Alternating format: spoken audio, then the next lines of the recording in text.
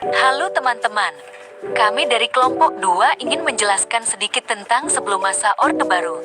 Apa itu Orde Baru?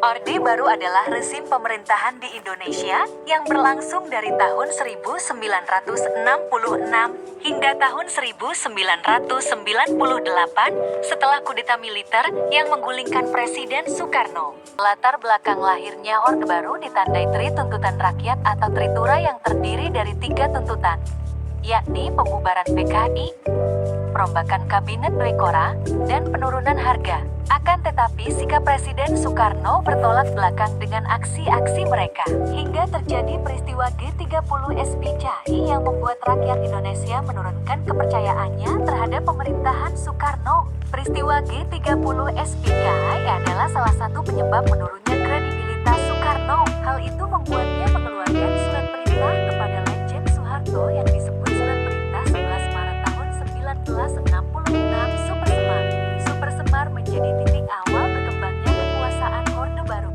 Dalam surat perintah tersebut, Soekarno menunjuk Soeharto untuk melakukan segala tindakan demi keamanan, ketenangan, dan stabilitas politik. Landasan ideal dan konstitusional politik luar negeri bebas aktif sebelum masa Orde Baru.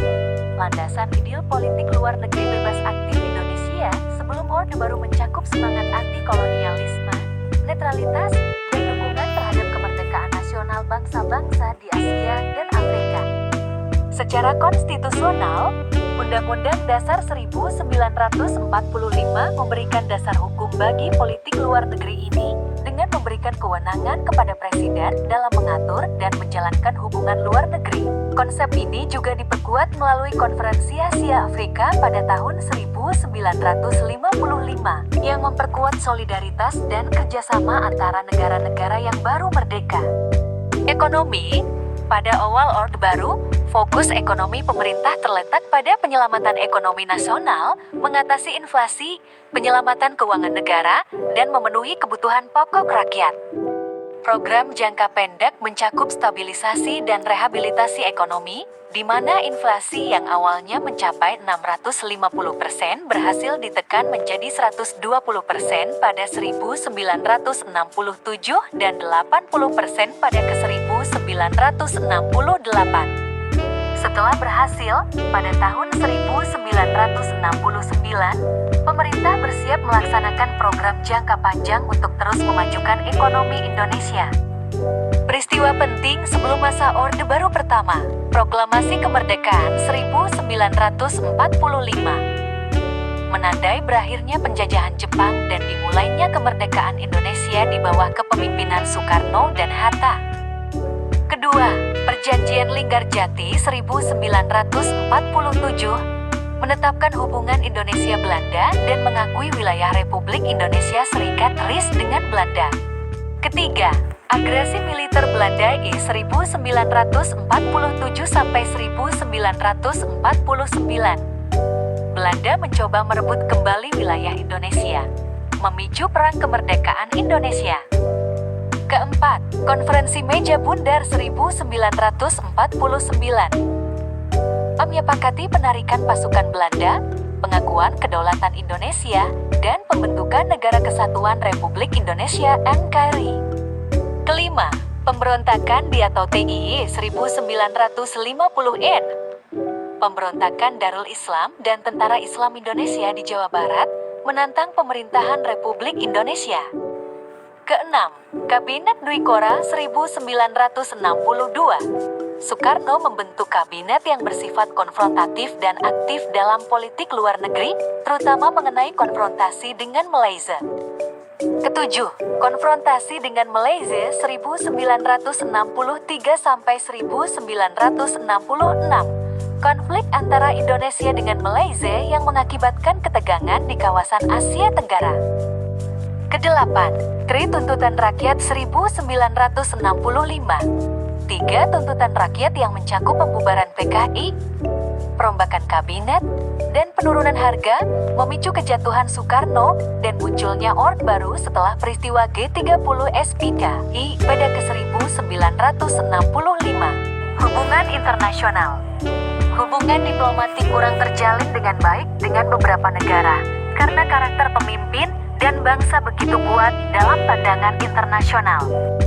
Apalagi dengan faktor power shift usai Perang Dingin yang menjadikan politik di masa itu sangat kuat dan tegas ketika berhadapan dengan dunia luar. Pada masa ini, Orde Baru memfokuskan Indonesia pada pembangunan sektor ekonomi. Hal tersebut berangkat dari pembacaan bahwa faktor-faktor seperti kondisi domestik, modalitas, struktur, dan proses penentuan politik luar negeri agenda utama. Isu-isu domestik yang dominan dan gaya serta pola kepemimpinan politik menjadi sangat berpengaruh terhadap negara Indonesia pada saat itu. Perkembangan masyarakat. Sebelum masa Orde Baru, masyarakat Indonesia mengalami gejolak perang kemerdekaan, pembentukan negara, dan upaya pemulihan ekonomi pasca perang. Terdapat pula tantangan seperti pemberontakan separatis dan politik konfrontasi dengan Malaysia, dinamika politik, dan ideologi, terutama berkaitan dengan PKI, memengaruhi kondisi sosial. Pada awal tahun 1966, masyarakat mengeluarkan Tritura dengan 3 tuntutan utama yang memainkan peran kunci dalam perubahan rezim menjadi Orde Baru. Dasar teori ideal Indonesia sebelum masa Orde Baru. 1. Pancasila, ideologi dasar Indonesia yang terdiri dari 5 sila, mencakup ketuhanan yang Maha Esa, kemanusiaan yang adil dan beradab, persatuan Indonesia, kerakyatan yang dipimpin oleh hikmat kebijaksanaan dalam permusyawaratan perwakilan, dan keadilan sosial bagi seluruh rakyat Indonesia. 2. Gotong royong, konsep saling membantu dan bekerja sama mendasari kehidupan sehari-hari masyarakat Indonesia. 3. Kebinekaan, mengakui dan menghargai keberagaman budaya, agama, dan suku bangsa sebagai kekayaan dan identitas bangsa. 4. Masa perang kemerdekaan, nilai-nilai patriotisme, semangat juang, dan solidaritas dalam mencapai kemerdekaan memainkan peran penting. 5. Nasionalisme, semangat cinta tanah air, dan kebanggaan terhadap satu kesatuan bangsa Indonesia. 6. Pancasila sebagai dasar negara, penguatan Pancasila sebagai ideologi negara yang dijunjung tinggi sebagai dasar negara. 7.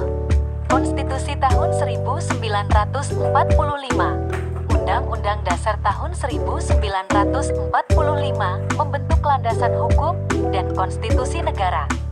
8. Kerjasama internasional, upaya membangun hubungan positif dengan negara-negara lain berdasarkan prinsip perdamaian dan keadilan internasional.